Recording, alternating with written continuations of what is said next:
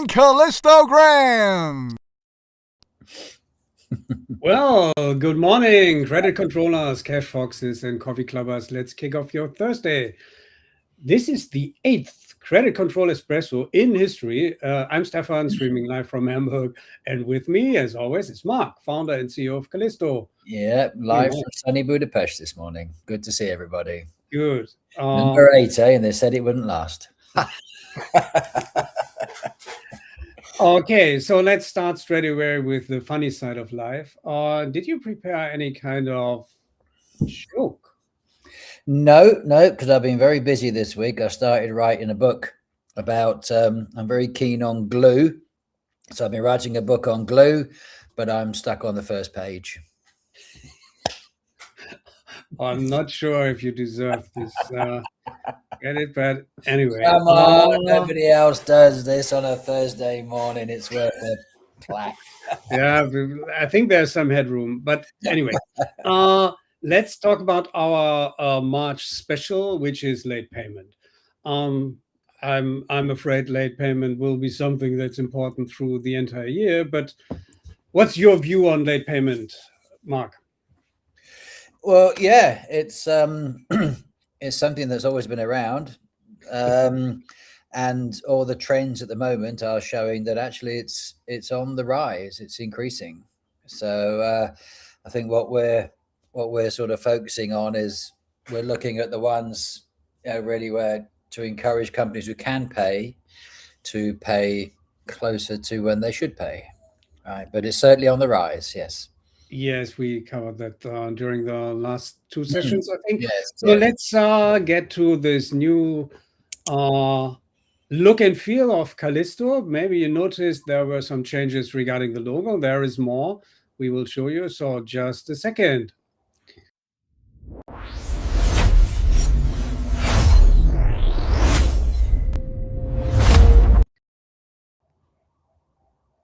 It's very slick, and it is well, impressive. there's something going on, right? It's impressive. And there is more to come. So the question for today, and as Mark said, maybe for a lot of decades, at least since the early days of credit control, the question is, why do customers pay late?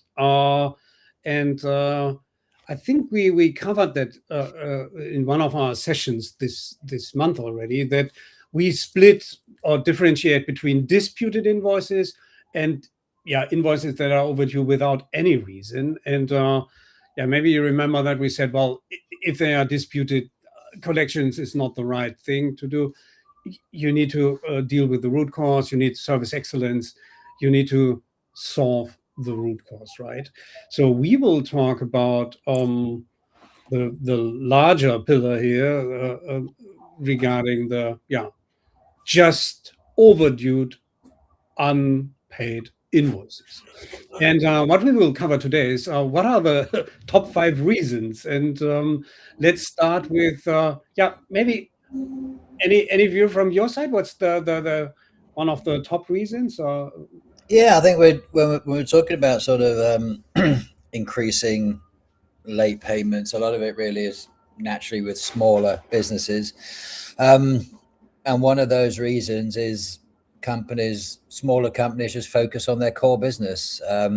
So, for example, if you're a car mechanic, a dentist, funeral parlor, as we discussed yesterday, those kind of businesses, you're always in demand, and working flat out to deliver your service, often to the detriment of the administration and paying your bills and so on. It's not through any particular malice. It's just these guys are very busy doing their core job. I know this myself. I used to do the books for a mechanic years ago, and he would give me his receipts in a carrier bag, and once a month, and I go off and take them, and try and make some sense of them. So so I think we got to look at ways to sort of help these people, really, take the weight off them. And I put it in a nice bullet point here: administrative inefficiencies. That's a nice way to put it. We could also say laziness, wrong focus, whatever. Like you just said, it's not intentional to pay late, it's a consequence of their work style, of their organization, and so on. Like you said, maybe they especially the small companies just need to focus on their core business rather than administration. We will come to that group later. I also like this second let's say group reason why customers pay late, and this is something that requires a completely different approach. So many companies deliberately stretch supplier payments. And why is that? Because they want to optimize their cash flow. They need to work on their working capital strategy. So paying on day 60 instead of 30, or wait for the next payment run. Or so this is intentionally paying late, right? And this is something hard to crack. Even here, collections might not work, but again, let's talk about that when we again see them all. The third group, and you might say, well, he just said disputes are a completely different category. No, these are tactical disputes. It's somehow maybe included in the second bullet point here, but this means they are using a dispute as an excuse for paying late. So they are, let's say, having additional questions, or I don't have the invoice, and that's the reason why I can't pay. Of course, they have the invoice. We can tackle that with technology nowadays, that you don't have effort for that. But anyway, this is something, this is, again, intentionally not paying, a group that is intentionally not paying. And this is extremely important when you have customers all across Europe, or maybe even all across the world, that you need to take into account that from country to country, even in Europe, we have different payment cultures. For example, the Netherlands, I think we discussed that in 2 weeks ago. They have a very good payment culture, so very small days of delay of payments.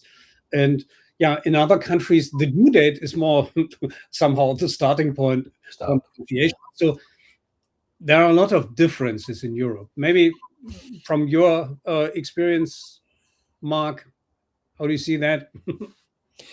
Yeah, I think all of these. I mean, the tactical disputes that can include things like not just the invoice, but also another easy one to defer payment is asking for a proof of delivery. That's often in many companies that's a weak spot to actually supply the POD, and when businesses get kind of wind of that it takes, I don't know, a week or more to actually get these documents, or still that's something that these tactical smart delayers will sort of use that regularly. So and yes, and payment culture, I think this is where another example where credit control is a profession and not a process, because you actually have to understand the culture that you're working in and get ahead of the curve.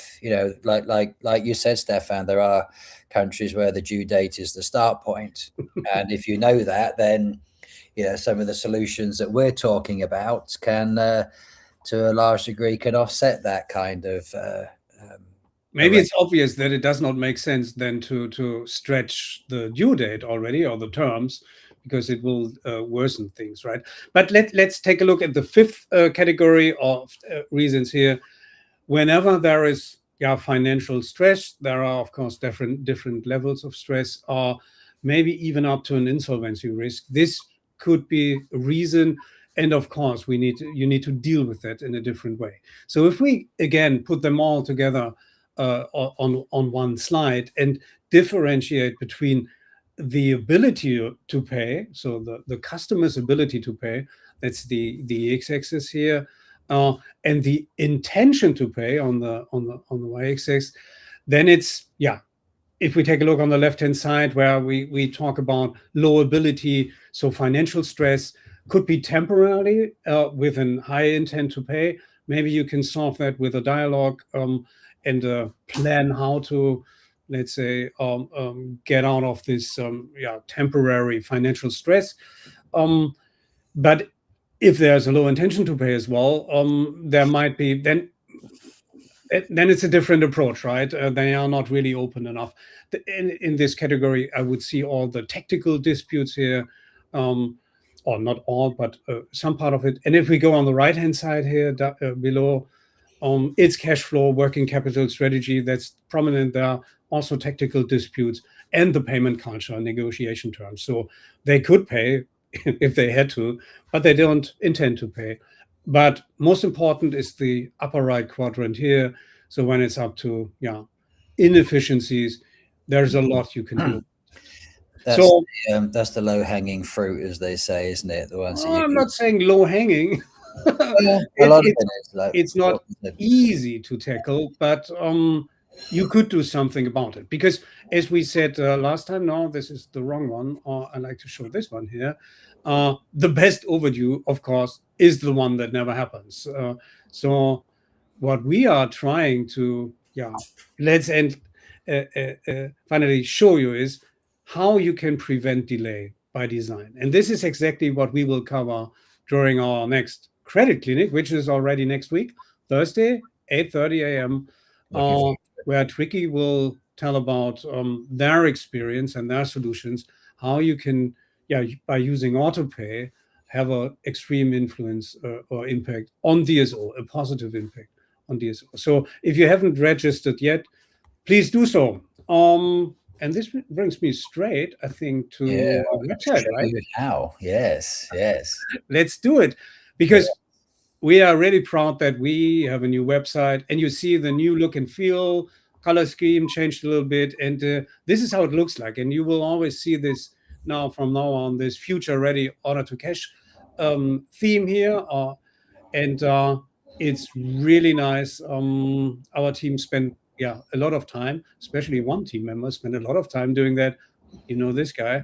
And what we also have here on the events, our live formats. So the 3 formats, our Espresso, the Coffee Club, and the Credit Clinic. And you can now easily register for these kind of things. Best check all the boxes here: Credit Control, Espresso, Coffee Club, Credit Clinic, put in your email address, name, and so on, and register for the events.